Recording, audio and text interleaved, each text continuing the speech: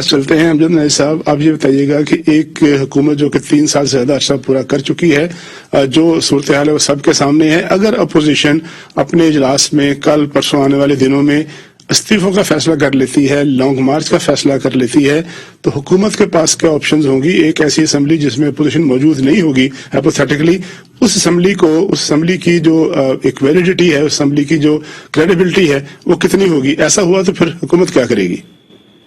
बिस्मिल्लाहिर्रहमानिर्रहीम।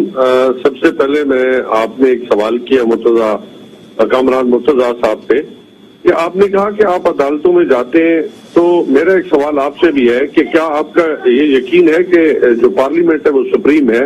देखिए, under the constitution of Pakistan जो कुछ भी है वो लेजिस्लेशन जो है पार्लियामेंट का हक है।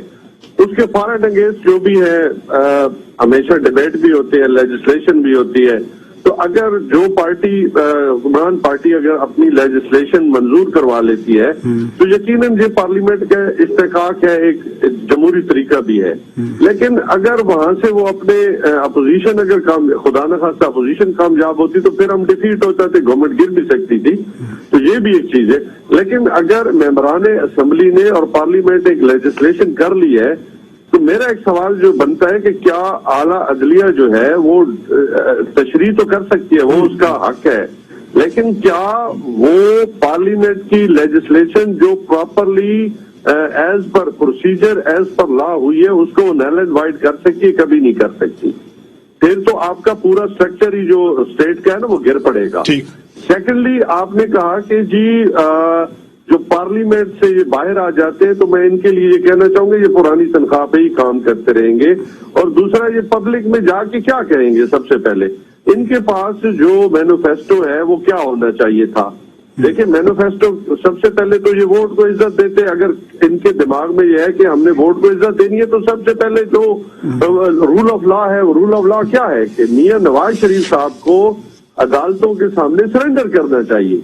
ठीक है, फिर अवाम के सामने जाते कि जी मैंने सरेंडर किया अदालतों के सामने, वहां पे उन्होंने अपना एफिडेविट दिया, मियां शहबाज शरीफ ने अपना एफिडेविट दिया। फिर हमारे उस वक्त जो ख्वाजा आसिफ साहब थे वहां पे एक बड़ा लंबा चौड़ा जनाब वहां पे धुआंधार तकरीरें की कि मैं आपको गारंटी देता हूं जी कि वो वापस आ जाएंगे।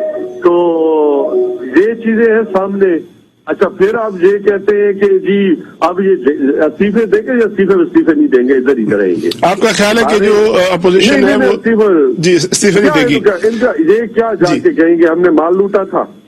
ये इन्होंने क्या जाएंगे हमारी टीटीज आई थी, ये क्या जाके कहेंगे? ये चीजें तो नैसा अभी अदालतों में साबित होनी है ना। नैसा भी जो टीटीज वगैरह वाले मामले हैं ना, ये तो अदालतों में साबित होने हैं। अदालतों में तो फैसला नहीं हुआ इस पे। जी बिल्कुल। अगर ले लें अफनानुल्लाह साहब को, अफनानुल्लाह साहब, ये बताइएगा कि आज जो टीटीज है ना, जी टीटीज है ना, टीटीज से कोई इनकार तो नहीं कर सकता। ठीक है।